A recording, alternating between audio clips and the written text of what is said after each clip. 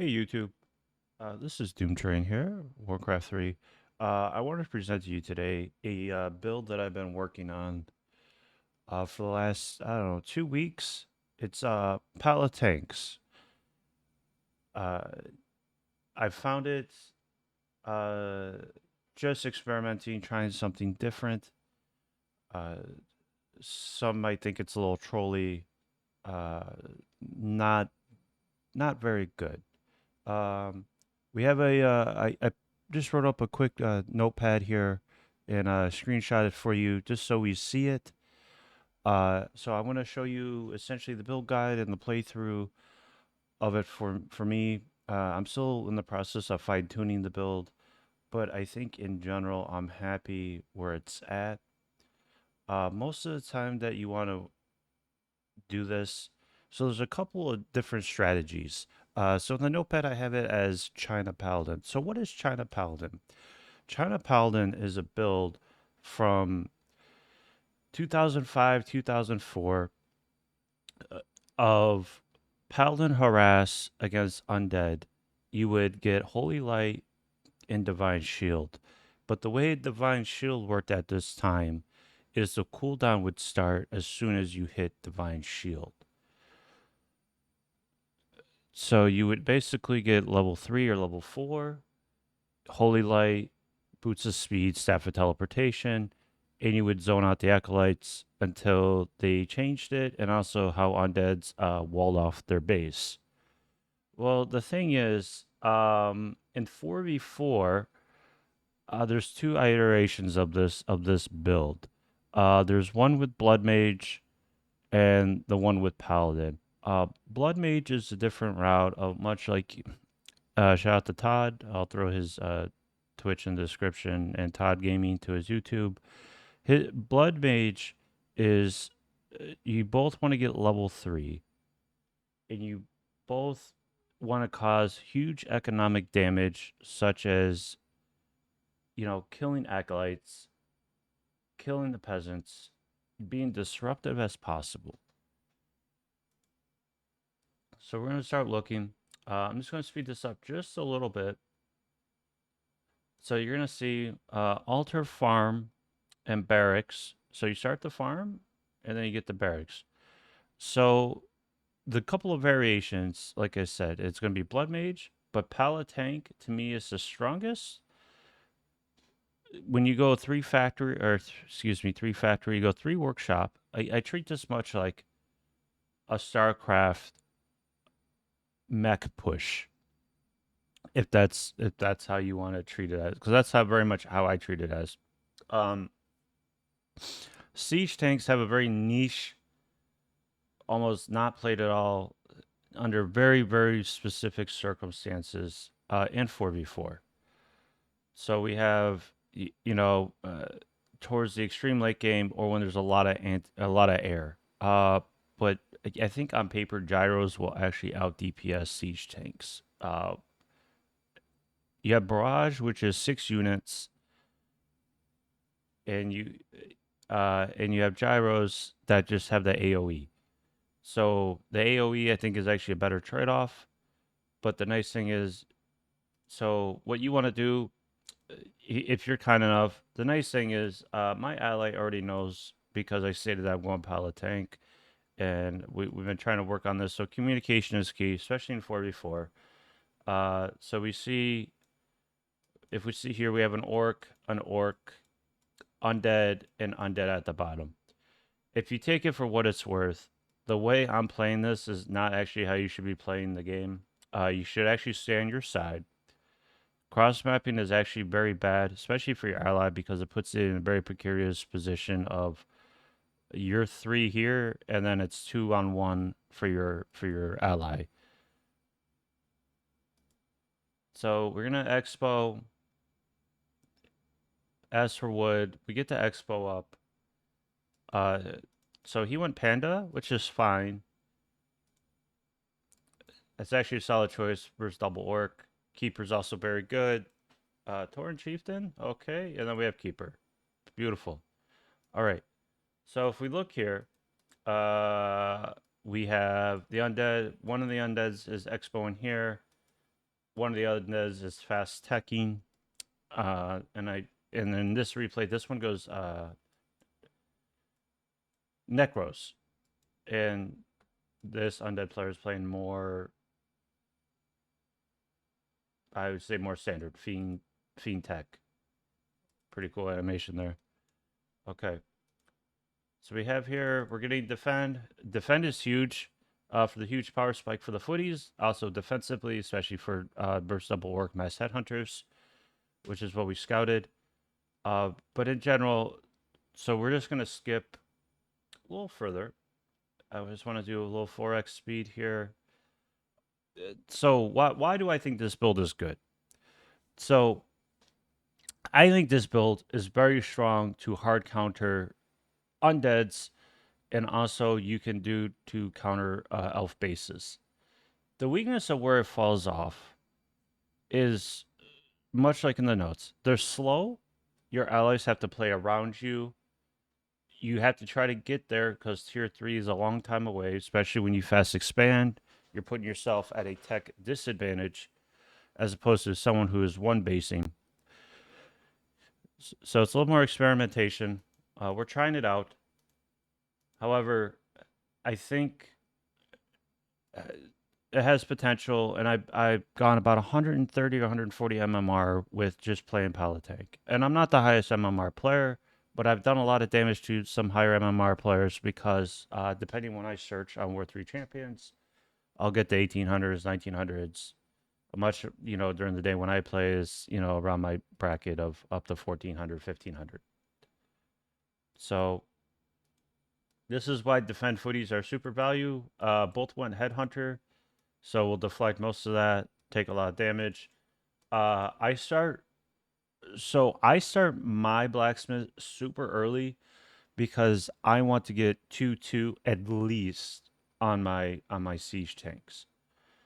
So with 2-2, much like in solo, the damage output and being a fortified based unit, piercing does like 3 to 4 damage, normal, reduced.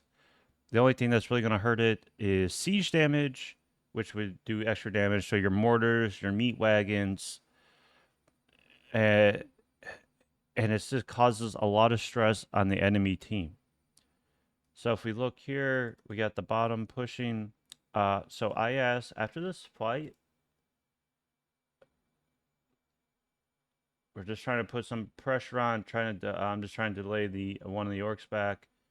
Breath of Fire super good here. Drunken Haze, Breath of Fire, a lot of AoE.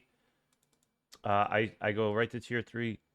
The other thing too, the nice thing about this build is you can transition because you have the economic advantage. You go knights if they're going more, mountain giants, berserkers, breakers, even fiends because of the medium armor, so extra damage. Knights in general are super good in fours. I mean, one of the best units in the game in 4v4, but also it's just overall a very very good unit.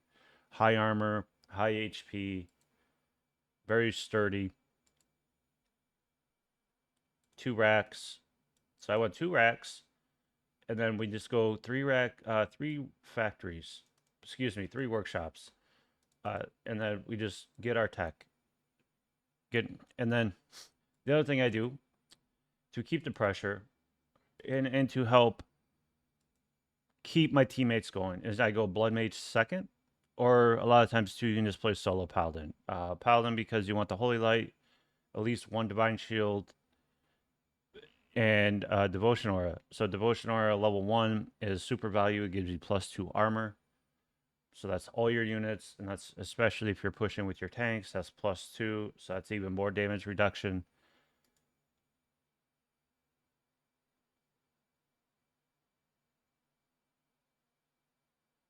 Divine Shield, and that helps because if you get focused or you don't have the reflexes, like I don't have very fast reflexes anymore either.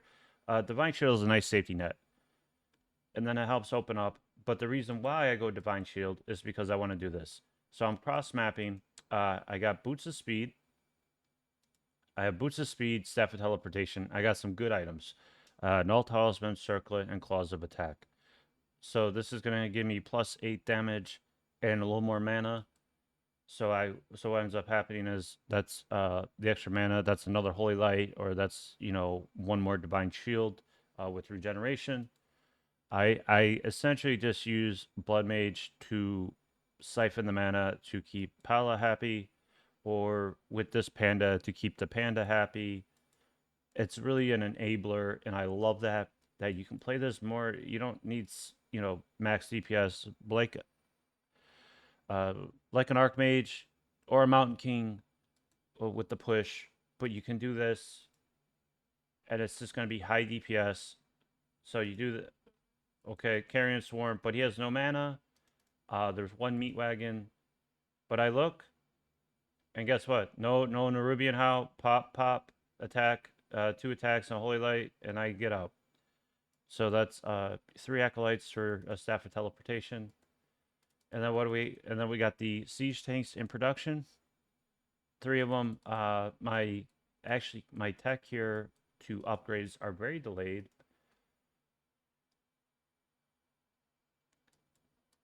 But like I said, I'm still fine tuning it. But I think in theory this is a very strong build.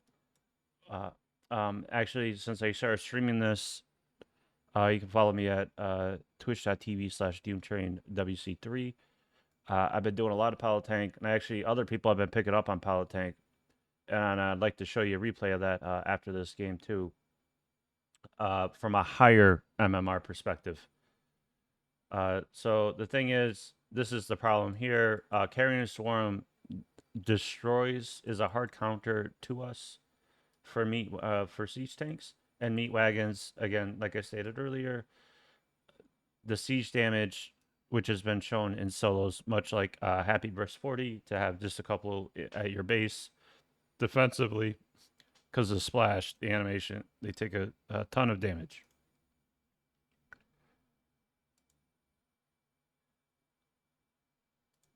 So meanwhile, what we have here, we have mountain giants, and I got siege tanks, and we're just pushing the orc space. This isn't ideal for us, but because he has no spikes for the mountain giants, but again, we're doing a lot of damage to the peons.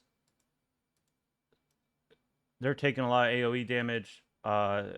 This elf player went Panda Tinker, so it's you're trying to repair, you're just gonna get nuked down. This frees up to enable the tanks here to just brute force their way. The TP is super late. Called 1-2 knights. Paladin dies. Or do I get oh just in the nick of time. Spamming Divine Shield. It's super good. All the economic damage. Burrows are getting destroyed now because they're fortified. Unfortunately, this is only like 1-1 upgrades as opposed to like 2-2, which is where the big power spike comes in for this tank play. You start nuking, down here, preferably with like an undead in on your side, just to make it easier. One new Urbian is very strong to slow your movement speed and your attack speed. So it's good to bait it with your Paladin, and that way you get full damage with your siege tanks. I know, like I said, I know this isn't for everyone, but there's a lot of people that play Raiders, Torrent Chieftain, or Farsi or Blade Master, very lamey style. But this still has a lot of utility, I believe, in my opinion, because you get Barrage. Again, 6 units. Most of the time, you're going to have 2-2 at least, or 3-3 by the time you really want your full engagement. And then we have a nice thing with Potom Aura. So that's going to be an extra 15 damage, 12 to 15 damage on our siege tanks. So that works against both as anti-air and just for the base push. It's a ton of damage. But the nice thing is you only need a couple here and then a couple in another base. And then the enemy has to make the decision. Do we defend or do we push? And then if we push, we are losing our base. So you're taking economic damage, structural damage at the cost of what? Just trying to push a base or trying to take one fight. And then we group Meanwhile, then this happens. So you just give this to me, the siege tanks. Okay, you got 5 towers. Take like 6, 7 damage a hit. But you know what? It's just the fear. Persia does a nice job of negating this as well. Am I saying this build is the be all end all? No. But I'm saying it has a lot of merit. I think for a lot of human players, if they're just tired of Pala Rifle or just Night Gyro, AM, MK, Tinker, Panda, and Pala, try this. But you have to coordinate with your team because for a lot of the portion of the game, you're going to be 3v4 with your allies. So you put them at a team disadvantage, but I think the power spike is very high. The damage, you always apply pressure with the Paladin. I think it's very good in that way. And then we just bring tanks. And then the nice thing, too, is when they stop being effective, you just push out knights. And the nice thing is because of the armor plating, tanks and knights both share the same armor. So while you're upgrading your siege tanks, you actually get your armor upgrades for your knights to make them more tankier, sturdier, and just survive the fights. And then I transition into mortars. So it's very good in this way. And it's a very, very, very, very good, very good. In my eyes, it's very good. So now we're going to take a look. We're going to take a look at a higher MMR game. Shout out to Todd. Todd actually watched me when I was playing this, and then he goes, "Hey, watch this," and then a couple games of him doing it as well. So at a higher level, 2.2k MMR. Most of these players are 1850 to 2300. Seeker, say so. A lot of great players, but we're gonna watch this from Todd's perspective.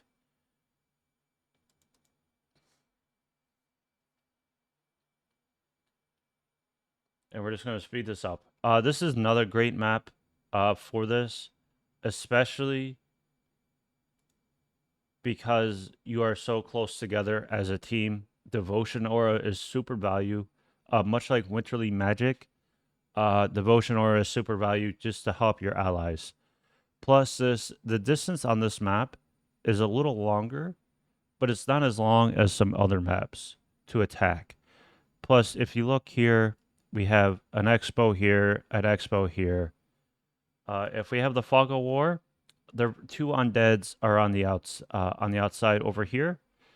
So the nice thing is, so if we take a look, 100%, I know Todd takes a look at this at the loading screen. He says, you know what, Paladin's going to be very strong here because China Paladin, you go here, and if they don't wall their base off or they don't get a Nerubian, it's going to be a lot of economic damage here. And it's very, very, very strong. You preferably, like in Todd's tutorial, you want to get level 3, and then you push level 2 Holy Light. 1 auto attack to 2 auto attacks, depending on the damage roll you get on Paladin, will kill an acolyte. So 1 to 2 attacks plus 1 Holy Light at level 3 will kill. He goes Devotion Aura, which is fine. The other cheeky thing you can do too is at the shop. The second daytime is buy Potion of Invulnerability, and you can start really zoning out because they have no detection, like humans with detection of Sanctuary, unless they have an Observer Ward to see it as a drop or Dust of Appearance. But most of the time, Dust of Appearance has to be while you're pushing. They're not going to see this. Not like a Blade Master, where inherently you just know that they're going to try to creep check you. So we see here his expo is up. Arcane. And then fast lumber mill. My lumber mill normally is at tier 1. Just because I like getting the wood upgrade, the harvest upgrade to get more wood because you are very lumber starved. But there's some early damage here from the Carrion Swarm from the undead side. For his ally, Carrion Swarm is also very good at zoning. It's a very strong skill. And then we're just going to take a look at Todd's perspective real quick. So we see here tech, shop. So the other thing too to notice is you need to have a shop for healing and for the clarities. Clarities are super value. Are super value, especially you need them because you're going to be mana starved for the harass. Uh, and as we see here, he's got the boots, a ring for +1 that has circlet as I call it. Normally you would drop those plus items and use a clarity, but he pops it, potion of invulnerability. So it's 6 seconds, lesser invulnerability. And then we're going to take a look. So this means he wants to go on the offensive. You have a nice spot here, but this base, if I scout as a paladin and I see this, this is death for the acolytes. This is going to be a lot of damage. One hit, one holy light, one hit, one holy light, one hit, one holy light. So now he starts tier 3. So tier 3, and he's got his blacksmith going. And he's gonna come in. He sees this. So no Halls of the Dead because now they're teching to tier 3. So you have no cold tower here to reduce the move speed. And there's no invulnerability on Paladin. He didn't go Divine Shield. He went Devotion Aura to help sustain. Because on this map, much like the winter map, you guys as a team are more close knit together. So I think it's super value Devotion Aura +2 for all the units will pay off in a big fight. 1 hit, 2 hits, 3 hits. He's saving 1, 2, 3. Holy Light. 1, 2, 3. Holy Light. And he gets them all. Bam. All right. So the only saving grace is this undead has an expo, but now you're only mining at 1 base instead of 2 bases. This is not only that, then you lose your acolytes to build a base. You know, your structures. So this could be slaughterhouses, especially a tier 2 to tier 3 when your timings. Slaughterhouses, even boneyards when you get to tier 3, because it's going to take more time. Especially now you're going to have to build more acolytes out of this necropolis. And then he gets out. Look at that. Very high damage, very low risk. And you distract and you free up. It's such an enabler for your team. It is such an enabler for your team. This is such a great style to just put on max amount of pressure with not a lot of risk. It's super good. And you just go back in. Holy Light, attack, Holy Light.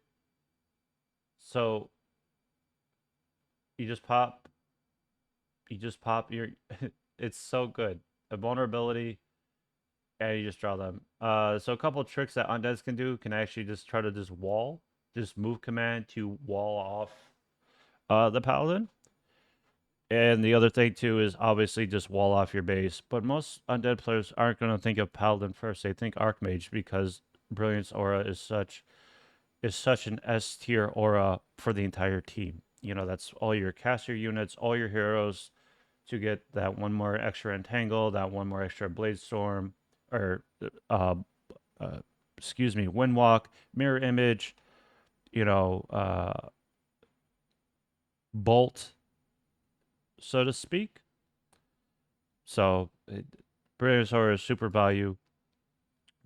Uh, I in this replay, Todd does not go. He just goes solo. He just goes solo pilot. So I like this too because it gets most experience. So you get 3 if you want to go like 303, so you skip Divine Shield or even like 1 point in the Divine Shield just in case as a safety net.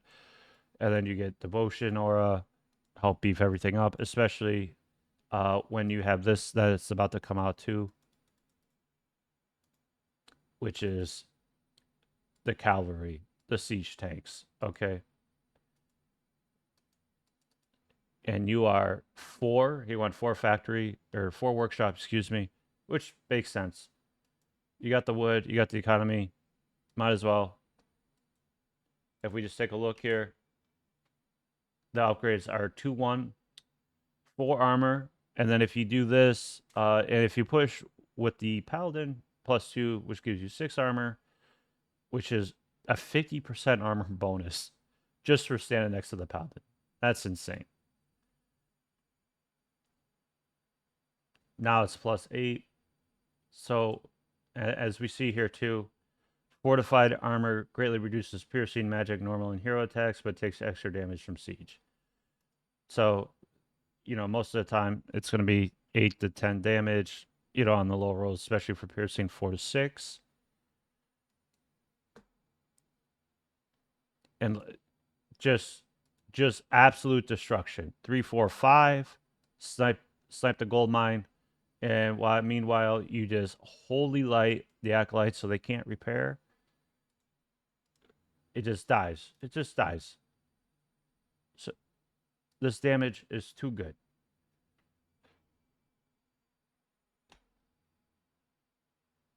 The massacre. Listen, now we have 5, 6, 7 tanks. This is critical mass. Because then it's 2, 3 here, 2, 3 here, or you can spend all 1.5 to 2 to 3 volleys will just destroy the necropolis. So if we just say 70, we'll just take the medium, even 60, 120, 180, this is 300 damage right here. If they all get a volley in, you just see it. 50, yeah, it's like 60 damage. Boom, boom, boom, boom, boom. And now the other nice thing is, because you have barrage, the super value is 1 barrage. I don't know if you guys know this, is 6 units. So we have 5 here, and if you get them in position, and this will overlap, this is very good versus mass gargs, hippogriffs, gyros. Even though gyros do siege damage, if they do get the ground upgrade to try to counter siege units, but you just have this to push, and then you just go around, destroy the expos. You have one AP is just taking shot after shot. Moonwell is going to get deleted. This AP is going to get deleted. Harass early, harass often with Paladin. That gives you the space.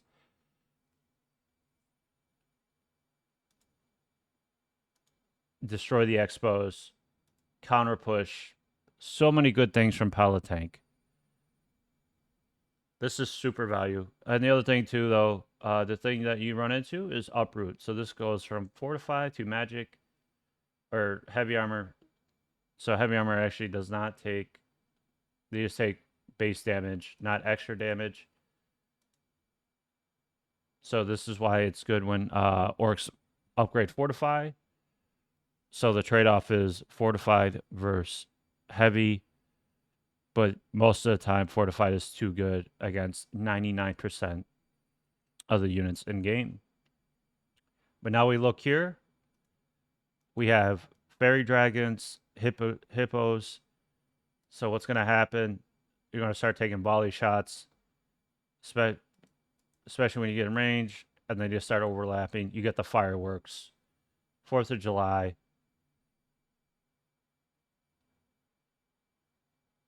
It's very good. Very good. Even with the reduced armor, 19%. So 4 armor from the Orb of Corruption. Nice volley here.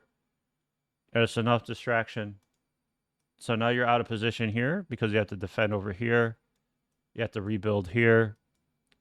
This is gone. This is destroyed. And now your team, your allies are getting an expo here. You just get further ahead. And the thing is, though, bears are very good against siege tanks. High damage plus roar, and then like a breath of fire. Cluster rockets, the stun, the AoE will definitely mitigate these tanks. Am I saying this is the be-all, end-all build? No. But I'll say that's very strong, it's very good, and it has a multitude of uses.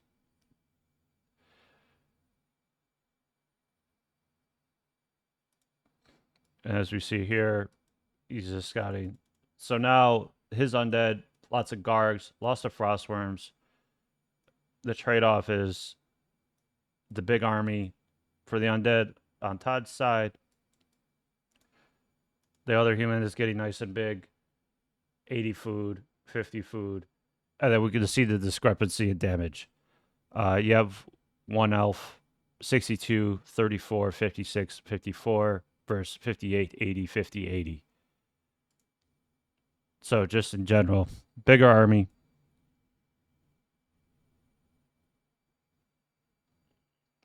And then you're up bases. And then look, now you see here with the paladin support, 4 armor. That's almost a double increase. It's 80%. So instead of 10, you get 9. It's super good. Paladin is Paladin has a lot of utility, especially as your first hero, but in overall for the entire game. Most of the time you get it as a third hero just for Holy Light, and then maybe second Devotion Aura, most of the time Divine Shield. But at this time, especially versus Undead, you just die to nukes. 3-3-1 or 4-4-3-1, depending if it's like Dark Ranger or Crypt Lord or Dreadlord. That doesn't constitute for the enemy. What else they have? Could be a Mountain King, could be a Blade Master, which is high DPS. Shadow Hunter to Hex, and then your Paladin just dies. A level 1 Paladin. Uther is just spending his time at the altar.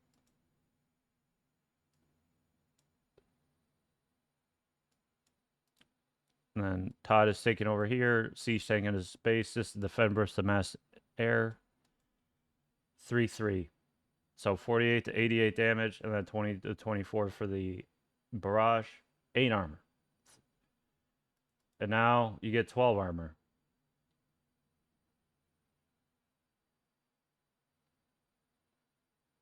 So you get a 50% bonus at this point for siege tanks. The flat 4 armor is super value. It's almost an extra 1.5 upgrades. So, and then that's going to be it. They just take it too much damage. And then you transition the knights. Again, you look at it now, 11 armor plus the 4. So you have 15 armor. So these knights are going to be super tanky. It's a nice transition. And now you can zone out the air with just a couple of siege tanks. And this results in a nice victory for Todd. Cancels.